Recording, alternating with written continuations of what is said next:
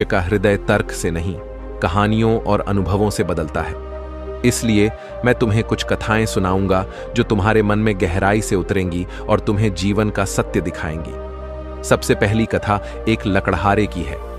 बहुत समय पहले एक विशाल जंगल में दो लकड़हारे रहते थे। एक का नाम जनक था और दूसरे का नाम बालिन। जनक 8 साल से लकड़ी काट रहा था और सोचता था कि वह अपने काम में माहिर है। एक दिन बालिन ने उससे प्रतियोगिता की और कहा कि मैं तुमसे ज्यादा पेड़ काटूंगा। जनक ने सोचा, यह कैसे संभव है? मैं अनुभवी हूं और यह नया है। सुबह दोनों जंगल में गए।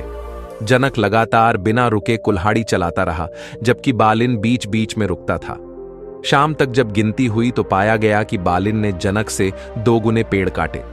जनक हैरान हो गया और पूछा, तुम बीच बीच में आराम करते रहे, फिर भी कैसे मुझसे ज्यादा पेड़ काट दिए? बालिन ने शांत स्वर में कहा, मैं आराम नहीं करता था, मैं अपनी कुल्हाड़ी को धार देता था। यही कारण है कि मेरे वार हल्के होते हुए भी गहरे पड़ते थे। यह कथा हमें सिखाती है कि केवल मेहनत काफी नहीं, बल्कि साधन और बुद्धि को भी तेज करना जरूरी है। मनुष्य के जीवन में कुल्हाड़ी उसका मन और उसकी बुद्धि है। यदि यह कुंद हो जाएगी तो मेहनत करने पर भी परिणाम कम मिलेगा। इसीलिए बुद्ध ने कहा, अपनी बुद्धि को इतना तेज करो कि जीवन की कोई भी कठिनाई तुम्हें परास्त न कर सके। गुरु ने आगे दूसरी कथा सुनाई जो एक व्यापारी की थी। यह व्यापारी विदेश गया और कई वर्षों तक वहीं रहकर धन कमाता रहा। जब लौटा तो उसने अपनी पत्नी को किसी युवक के साथ देखा और उसके मन में संदेह जगा कि यह मेरी पत्नी अविश्वासी है। क्रोध में उसने निश्चय किया कि दोनों को मार डालेगा।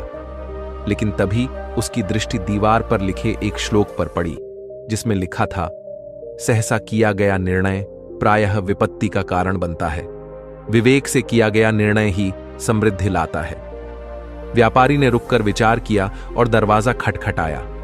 भीतर से पत्नी ने युवक को जगाया और कहा, देखो, तुम्हारे पिता लौट आए हैं। तब व्यापारी को पता चला कि यह युवक उसका अपना पुत्र है, जो वर्षों पहले छोटा था और अब जवान हो गया है।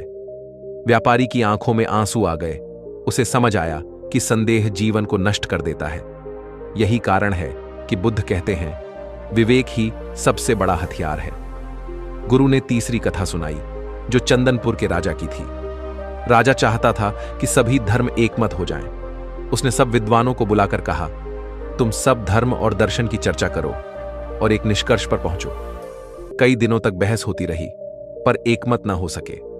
तभी एक महात्मा आए और बोले, राजन,